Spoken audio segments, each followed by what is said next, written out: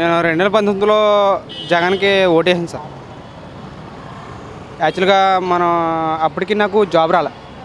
అంటే జగన్ నమ్మే నేను ఆల్రెడీ ఇంచుమించుగా నా కుటుంబంతో, నా చుట్టుపక్కల వాళ్ళతో, పైగా మా ఫ్యామిలీ అతని మీద బతికిందండి. కానీ ఫ్యూచర్ చూసుకుంటే, దగ్గర ఫ్యూచర్ చూసుకుంటే నేను ఆలోచించా.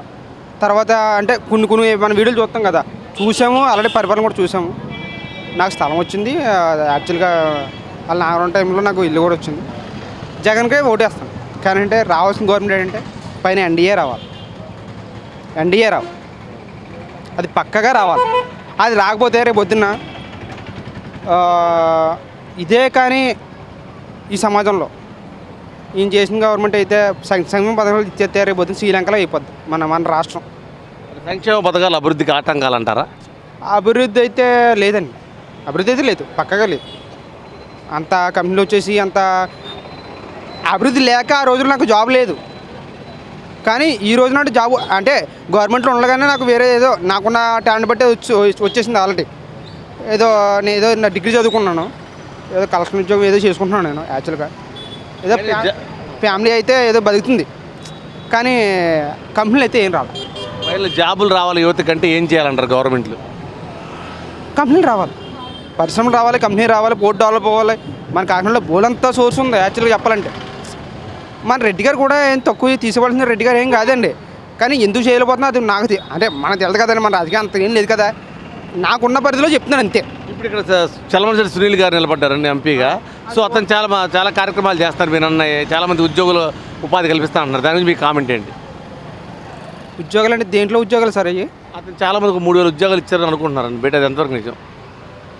ఏమో ప్రైవేట్ సెక్టర్లో యాక్చువల్గా మేము ఆల్రెడీ ప్రైవేట్ సెక్టర్లో చేస్తున్నాం సార్. మేము చలమనేశెట్టి సునీల్ గారు ఉన్నారు, ఆయన ఒక ఇండస్ట్రియలిస్టు. అలాగే ఉదయ్ శ్రీనివాస్ గారు ఉన్నారు. సో వీళ్ళలో ఎవరు వస్తే బాగుంటుంది ఈసారి ఎంపీగా? అంటే మనం అంటే గవర్నమెంట్ మాట్లాడాలి చెప్తుంది తప్ప ఎంపీ గారు అంటే ఆయన చూడాలి కదా. చలమనేశెట్టి గారు వచ్చినా ఈయన వచ్చినా అది వేరే విషయం కానండి. కానీ మనకి ఉదయ్ శ్రీనివాస్ గారు వచ్చారు, ఇంకో రేపు ఏం జరుగుతుందో చూడాలి.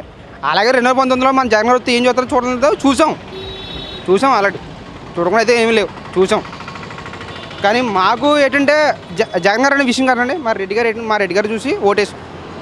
ఆ రెడ్డి గారు ఉన్నా కానీ మాకు ఏదో జరిగింది. కానీ అంటే ఫ్యూచర్లో ఏంటంటే మనకి లేదు సార్. ఈ సంక్షేమ పథకాల మీద ఆయన దృష్టి పెడితే రేపు పొద్దున్న మనకు భవిష్యత్తు ఉండదు.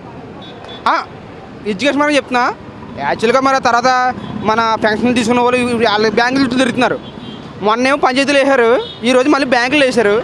అది మరి ముసలి ఆ పంచాయతీకి వెళ్తారా, బ్యాంకులోకి వెళ్తారా? అది ఎవరు లోపం అంటారు?